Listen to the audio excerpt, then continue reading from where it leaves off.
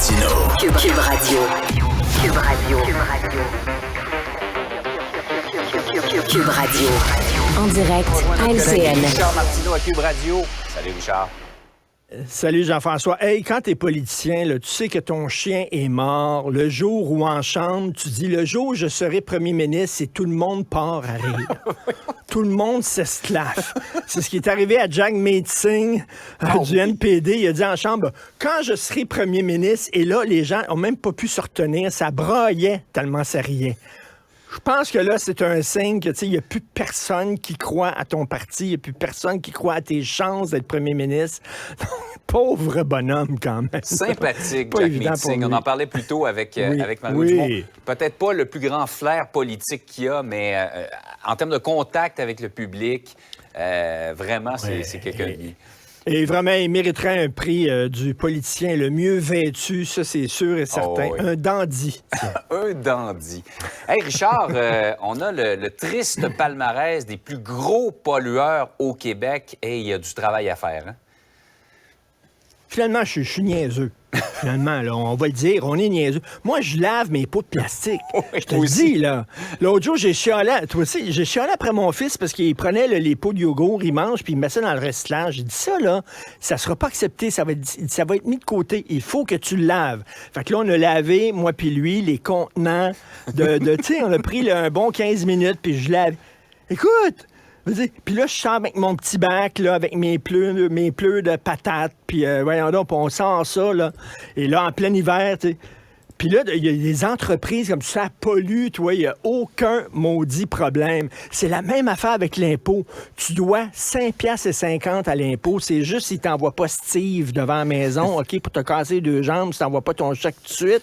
Pendant ce temps-là, il y a des entreprises gonziliardaires qui ne paient pas d'impôt.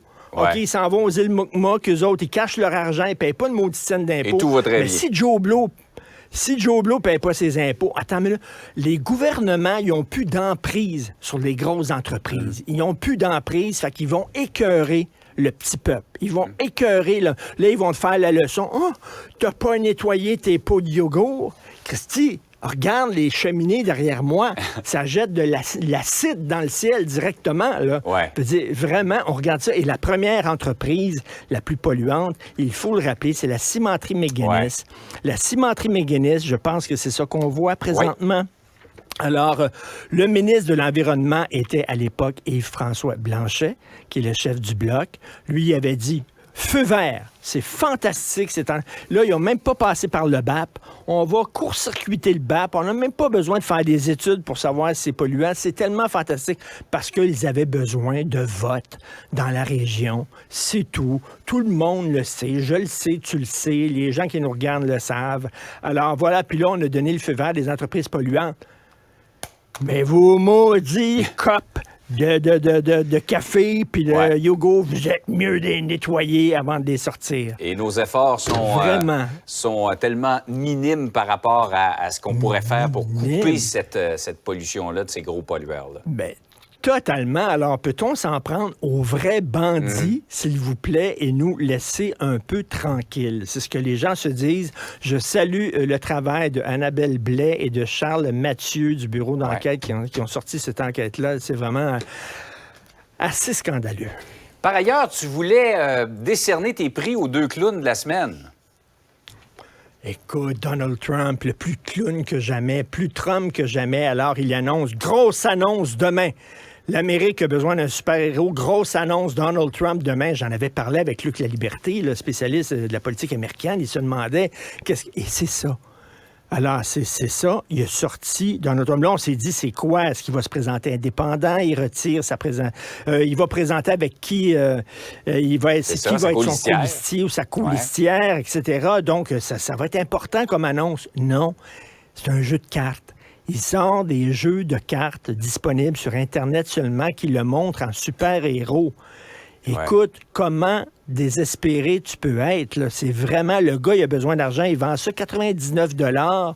Ça, t'es dans le fond de la canisse quand t'es rendu à faire. Ce gars-là a été président des États-Unis. Imagine-toi, on est dans les années 60.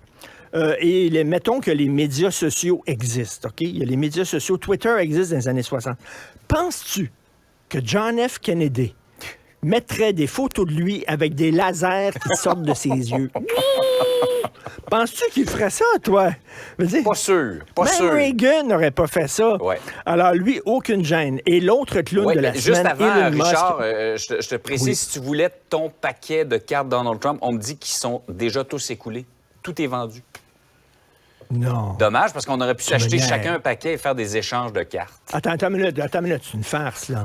Non, c'est déjà tout vendu. Semble-t-il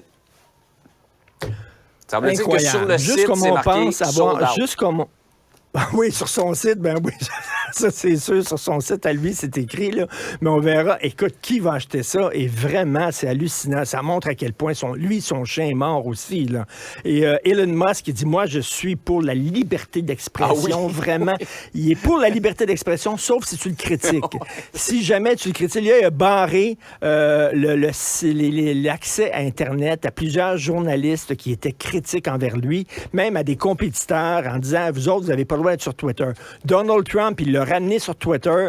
Il se pète les bretelles en disant « Je suis le champion de la liberté d'expression ». C'est drôle, hein, les gens qui disent qu'ils sont pour la liberté d'expression, soudainement, quand ça les touche, eux, à géométrie variable. Il y a des gens aussi qui disent hey, « Moi, j'aime ça, l'humour méchant, puis l'humour un peu là, mesquin, tout ça. Ouais. Assis-toi dans une salle avec plein de gens, puis qu'il y a un humoriste sur scène qui rit de toi. OK? On verra si t'es vraiment pour les humoristes ou pas, là.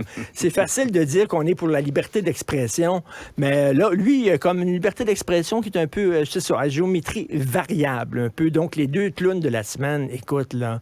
D'ailleurs, ils s'aiment beaucoup, les deux. Hein, c'est pas pour rien qu'ils s'assemblent, se ressemblent. Ils ont des atomes crochus, comme on dit. Tout à fait. Je te laisse utiliser tes super pouvoirs pour faire fondre la neige, peut-être en fin de semaine. Salut. Schlack. Lundi. Cube Radio. Vous écoutez